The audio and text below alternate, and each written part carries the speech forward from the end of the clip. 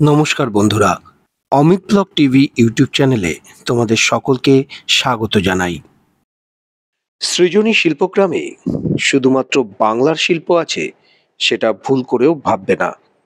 বাংলার সাথে সাথে দেখতে পাবে আসাম, বিহার, ঝাড়খণ্ড, সিকিম, ওড়িশা, আন্দামান ও নিকোবর দ্বীপপুঞ্জের মতো আমাদের প্রতিবেশী রাজ্যের শিল্প নিদর্শন। পালকি মানেই পশ্চিমবঙ্গ, আর পশ্চিমবঙ্গের কুটির দিয়েই শুরু করব আজকের বিভিন্ন রাজ্যের শিল্প নিদর্শন দেখে নেওয়া। ঢুকে পড়লাম বাংলার কুটিরে। উঠোনে রয়েছে তুলসী মন্দির, মাটির বাসনপত্র, বিষ্ণুপুর বা বাঁকুড়ার বিভিন্ন মাটির কাজ, যেমন হাতি তেমন ঘোড়া ইত্যাদি ইত্যাদি দেখতে পাওয়া যায় পশ্চিমবঙ্গের এই কুটিরে। এবং বিভিন্ন রকম শিল্প নিদর্শন শোকেস করা রয়েছে এখানে। আসলে আমাদের বাংলার গ্রামীণ ঘরগুলি যেভাবে সাজানো থাকে, এখানেও এই কুটিরগুলোকে সেভাবেই সাজিয়ে রাখা হয়েছে। দেখলে অবাক হয়ে যাবে যে এই কুটিরের মধ্যে গ্রাম বাংলার যে সমস্ত বাদ্যযন্ত্র যেমন মাদল, খোল ইত্যাদি ব্যবহৃত হয় সাংস্কৃতিক চর্চার জন্য, সেগুলো সাজিয়ে রাখা রয়েছে এই কুটিরগুলোতে।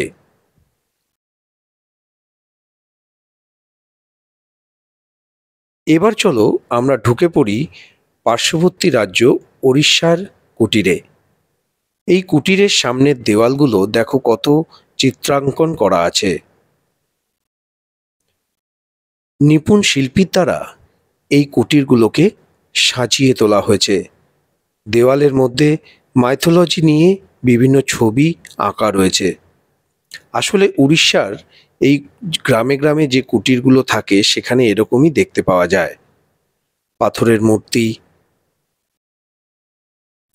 তাছাড়া দরজাগুলো দেখো কত সুন্দর কাঠের কাজ করা হয়েছে। সরস্বতী দেবীর ছবির আঁকা রয়েছে দেওয়ালে।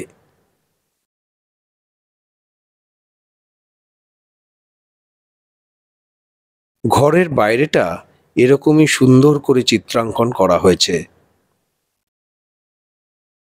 ঘরের ভেতর এবং বাইরেটা দেখলে সত্যি যেন মনে হবে যে উড়িষ্যার কোনো গ্রামে পৌঁছে গিয়েছি। উড়িষ্যাতেও সাংস্কৃতিক চর্চার জন্য যে সকল বাদ্যযন্ত্র ব্যবহৃত হয় এই কুটিরগুলোতে সেগুলো নিদর্শন হিসেবে রাখা রয়েছে। দেখে অদ্ভুত লাগলেও এটাই কিন্তু সত্যি।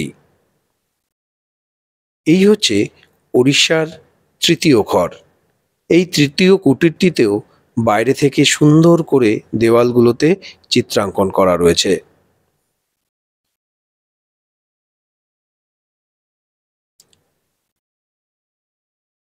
দেখো, পরপর তিনটি ঘর ঘুরে নিলাম, যেটা উড়িষ্যা রাজ্যের শিল্প নিদর্শনের প্রতীক হিসেবে বহন করছে।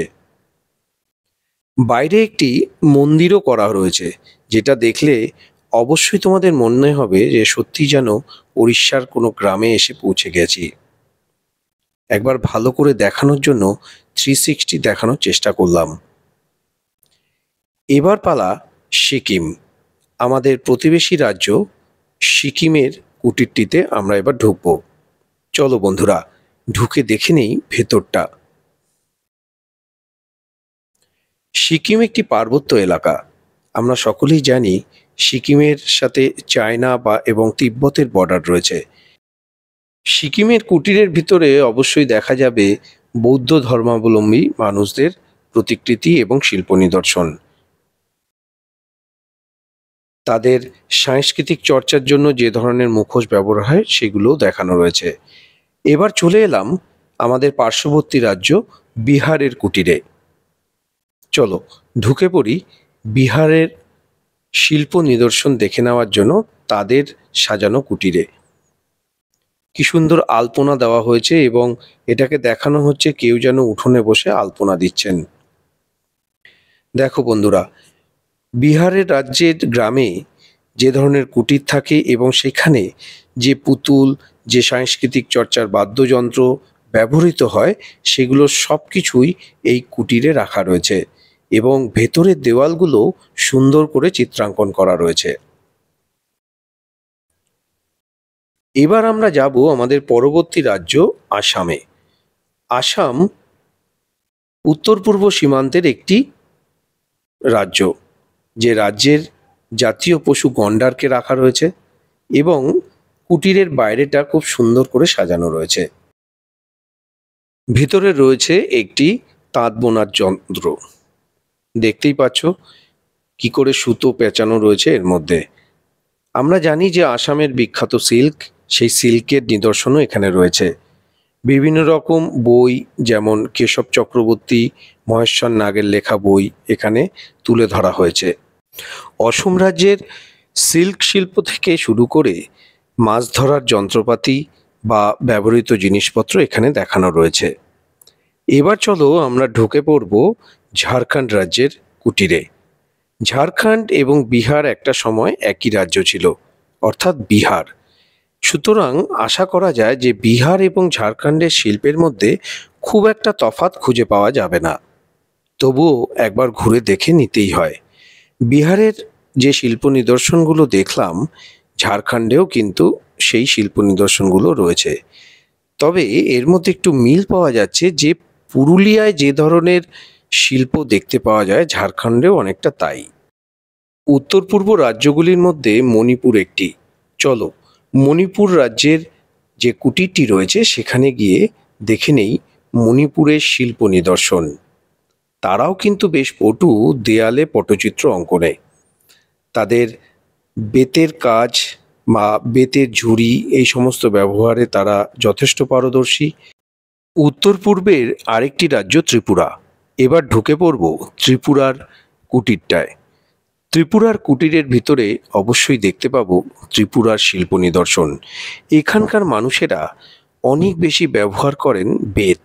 বেত দিয়েই তারা তাদের প্রয়োজনীয় জিনিসপত্র বানিয়ে থাকেন। এখানে ত্রিপুরার এই কুটিরে এই বেতের কাজ দেখতে পাওয়া যায়। এবার চলো বন্ধুরা ঢুকে পড়ব আন্দামান।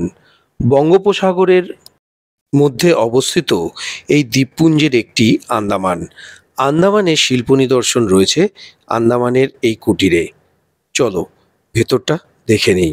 আন্দামানে সাধারণত যে আদিম মানুষদের দেখতে পাওয়া যায়, তারা কিন্তু কৃষিকাজ এবং মাছ ধরে তাদের জীবনযাপন পালন করেন। এখানে কিন্তু সেই নিদর্শনগুলি বর্তমান।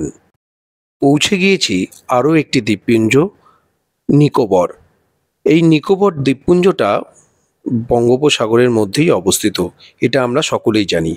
কিন্তু নিকোবরী মানুষেরা কিভাবে বসবাস করেন তার উদাহরণ দেখতে হলে এই সিঁড়ি দিয়ে আমাকে উপরে উঠে যেতে হবে তোমাদেরকে দেখানোর জন্য। এই কাঠের সিঁড়ি বেয়ে যখন উপরে উঠলাম, উপরটা পুরো বাঁশ দিয়ে বানানো।